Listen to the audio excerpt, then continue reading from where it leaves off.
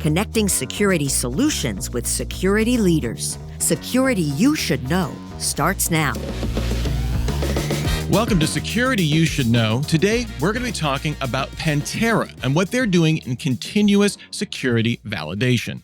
The problem they're addressing, it's a classic one, is how do you prioritize security gaps? And helping us get answers to these questions are Keith McCartney, VP Security and IT at DNA Nexus, and Nick Espinoza, host of the nationally syndicated Deep Dive radio show. So Keith, I'm going to start with you. Why are we still having problems prioritizing these security gaps? Well, with the pace of innovation that we've got, velocity is critical. And that means that they're going to have a more agile approach to how we manage our infrastructure, and it's going to result in complexity. And you guessed it, vulnerabilities. All right. And Nick, I'm going to throw the same thing to you. Why is this still a problem? Because nobody knows their risk. I mean, think about it. It's a key point, right? We have huge surface areas for attacks. How many people know every DNS record that is out there for them? Our IP addresses are scanned multiple times a day, dozens of times a day, some for research, a lot for threat. We don't understand our risk footprint out there. And if we can't quantify our risk, how can we understand the likelihood or the impact of what it is? And therefore, we need to constantly be vigilant. All right, well, getting some answers to these challenges, we're going to be talking with Jay Martang from Pentera. And we're going to start out with 3 questions. So Jay, get ready here. To start out, how can I explain the value of Pentera's solution to my CEO? What does your solution do? And maybe what does it not do? And what's the pricing model? So Jay, can you give us these preliminaries? Pentera is the answer to the question of, are we ready for an attack like ransomware in our environment, which could be extremely damaging to businesses, as we know, or at worst, cost lives. The Pentera platform enhances and augments adversary emulation testing, traditionally done by external penetration testers and manual internal red teams, through the use of automation. And this automation will enable businesses to better identify and mitigate risk by focusing on exploitable pathways, as well as augment, scale, and increase the efficiency of existing security teams without the need of hiring more people. The platform's main focus is understanding lateral movement, privilege escalation, and objectives such as ransomware susceptibility. Pentera is not a static application security testing or dynamic application security testing solution focused on the application lifecycle. Pricing is straightforward. All we need to do is know the amount of internal target you have, the size of your external attack surface, as well as your cloud workloads. Okay, CISOs, you've gotten a taste for the solution. I'm sure, though, you have a ton of questions. So Nick, I'm going to start out with you. What other questions do you have about Pentera? Yeah. I'd be genuinely curious to know, especially when we're talking about automated testing, AI, all that kind of stuff. How do you, Pentera, balance the benefits of automated testing with the need for things like human intuition, ethical judgment, especially when you're deciding what scenarios to simulate inside or outside of an environment? Yeah, it's a great question. So there naturally has to be some guardrails to a solution. You don't want it to just run rampant. And you could think of that as just determining the scope. So if you want to hit 500 assets over here and your critical assets in this network, you just define that scope, and Pentera will keep that within the lens and boundaries of what you're testing. The other thing is that you need to make sure that when you're running automation and you're exploiting, that exploits are built safe. And what that means is that you're not grabbing things from Malware Bazaar or random POC exploits. We have a research team whose primary job is to build those exploits, reverse engineer and re-engineer them. So when you have those guardrails, you're in control, and things like identity checking can be automated, but you are in control ultimately if you want to test certain exploits or not test certain exploits. All right, Keith, I'm going to throw to you. What questions do you have for Pentera? Really wanted to dig into vulnerability prioritization. How do you understand our environments to be able to make that work effectively and give us valuable information? Yeah, it goes back to the previous question, actually. So there needs to be naturally some understanding of business and business context, which we do when we work with you as partners. And you can also incorporate things like critical assets inside the tool. So that helps with prioritization. But when we talk about general vulnerabilities, whether they're point vulnerabilities or what I like to call environmental vulnerabilities, misconfigurations, the prioritization takes into consideration the true exploitable pathway, as I mentioned before. And what that means is the intrusion kill chain, right? The steps of the attack and what's the first step in the attack. And if you can prioritize it as such, you can cut the head off the snake, so to speak, and stop things earlier in the kill chain, therefore prioritizing and focusing your efforts. Yeah. So that kind of actually just leads me to a question here, because I mean, obviously, there are plenty of companies out there that have a lot of sensitive and private data. And now we're dropping in, obviously, a third-party tool, Pentera, to get to work to find those vulnerabilities. But how are you as an organization balancing the need for in-depth testing with things like transparent communication about how data is accessed, stored, protected, to basically ensure that your clients can trust you as your systems are going through cataloging all these kinds of things? How are you ensuring their privacy? It's a great question. And for this reason, we actually have built the software to be on-prem. So in that case, right, the data doesn't leave your premises.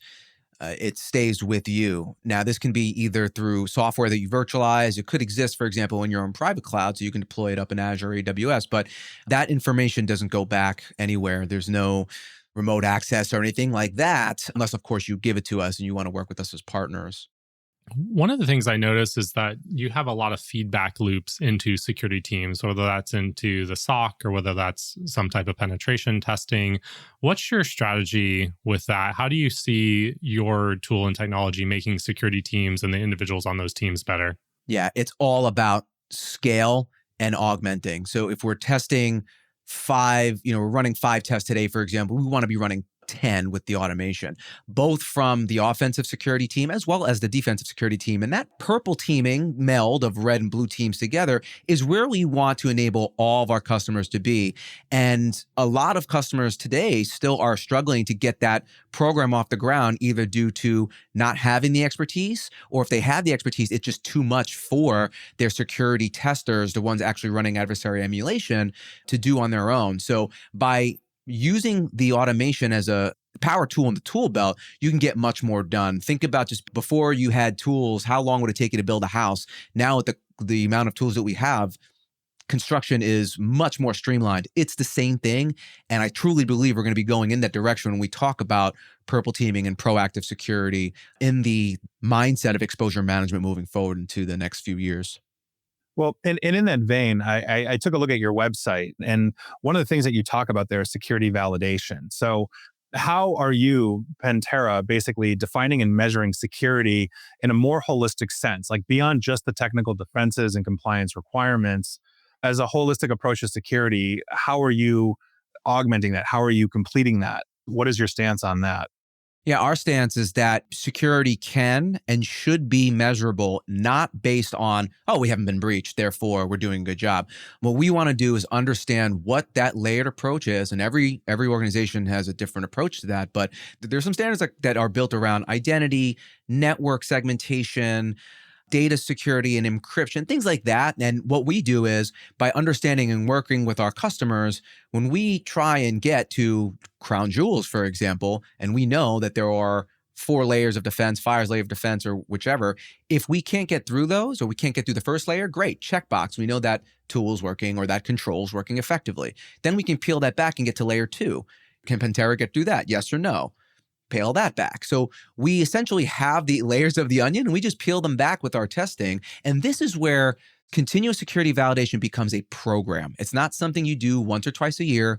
This is something that can and should be ongoing for that very reason.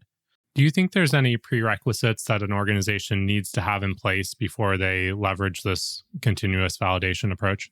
That's a good question. I think the prerequisites we need to have an understanding of exactly what is critical to the business. And I say that because I've worked with enough organizations in the duration of my career that had somewhat of an idea, but didn't maybe consider the critical path or the critical chain, meaning the web of infrastructure that touches these critical assets that's critical to the business. Or, for example, not taking into consideration the risk that is introduced by third parties or other systems that interact with our business should also be considered as part of criticality. And I think that if I were to work with any organization, I would say we really need to have a good understanding and challenge them to say, but is this truly it? Is this truly everything? And if so, then we can start the program. Well, and speaking of programs, I mean, I think that opens up a question of essentially cybersecurity culture, right? So in your view, how does like the widespread adoption of automated security validation tools like Pentera shape cybersecurity culture just at large? What are the potential unintended consequences for how organizations approach risk management if it's automated purely? I mean, what is your position on that?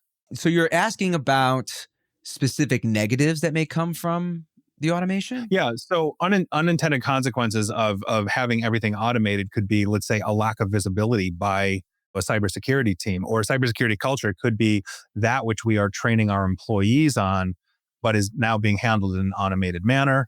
Now, obviously, your platform is not necessarily training employees on things, but it would dovetail with, let's say, awareness training in the sense that, well, we have all of these tools and mechanisms in place to ensure your safety, such as Pentera, et cetera. So from a holistic picture in terms of how we foster a cybersecurity culture, where basically do you fit in?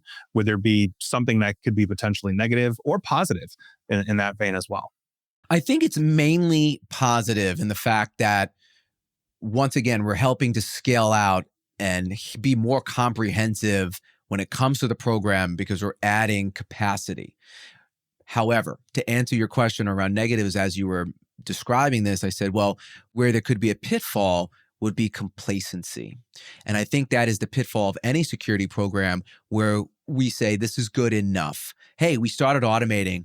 We're way better than we were before. So I think we're okay. We can take our foot off the gas, or we can not be as vigilant. And that's where I think as security professionals, we always get tripped up, because as soon as we start to get complacent or we start to not be as diligent, that's where a gap is misguided or not seen. And just because we can be comprehensive and scale out, we still have to aim the tool, for example, right? The tool will go, but we still need to have an understanding of the business, which is precisely why automation will never replace people. Business decisions need to come from people, and those conversations always need to be had. Does Pentera bring any humans, any staff members into the solution, or is it entirely machine and automation driven? It's machine and automation driven, but like I mentioned, those business contexts, understanding, like, I don't know, I can put in different IP addresses or different scopes of the network, but the humans need to understand this area is more critical than that area, and here's why. And that type of interaction is where, when you partner with us, you start working with our ex-red teamers to build out these strategies. So it's almost like I can have a self-driving car, but I still want to tell it where to go. Right? I can't just get in and just expect it to read my mind. I need to say, yeah, I need to go to the grocery store. I need to go to the gym, in my case, right? Because that's where my priorities lie, eating and training. I hear you. I want to talk, and I know I've been getting a little philosophical on you, but you've got some really good answers here. So I'm just genuinely curious. I think one of the things that we could all agree on is that what we are living in right now, society-wide, is a low trust environment, in a sense that we, meaning the general public, sees data breaches left and right. This company's getting hacked, 1 million records stolen, 1 billion records stolen, what's the dark web, et cetera, et cetera. And so by virtue of that, Pentera in and of itself, as a forward-thinking company, you are essentially dropping in AI automated tools and different platforms to safeguard essentially the digital existence of a company, of organizations, of humans, by virtue of that, by ensuring that everything is essentially up to code. And so as a company, are you looking at this as like a guardian of societal trust situation in terms of your AI, or is this more of a disruption, if you will, of just like malicious events? Like looking at it philosophically, what do you see in the future in terms of ensuring that trust for humanity? Yeah, I think you're completely right. We're bombarded with breach after breach after breach after breach. Is our data secure? And I think as a society, we're getting a little numb to that.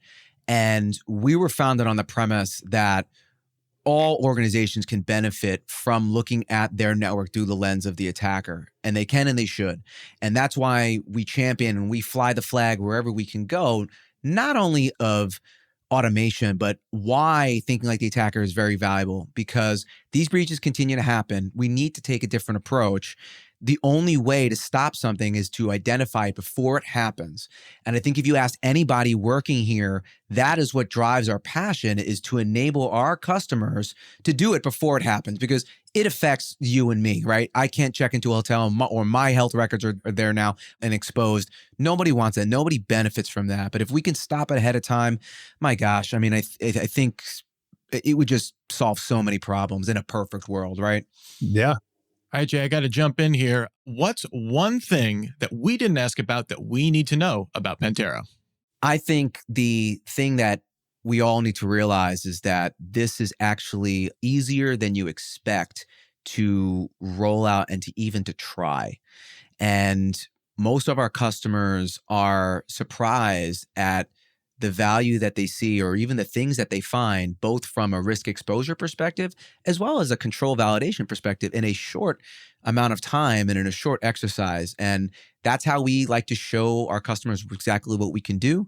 We come in, we work with you, and coming out of that engagement, you have a great understanding of where the organization stands, for better, for worse.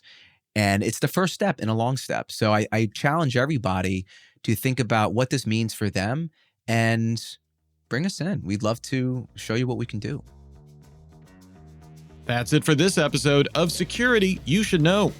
To learn more, head on over to Pentera.io. That's Pentera.io. Thanks to Janet Hines and Nick Espinosa for helping us learn more about this solution with their fantastic questions. And thanks to Jay Martang and Pentera for their time and being game to answer them. Thank you for listening to Security You Should Know. That wraps up another episode of Security You Should Know. If you like this program, please subscribe, tell your friends, and leave us a review. All companies showcased on this program are sponsors of CISO Series.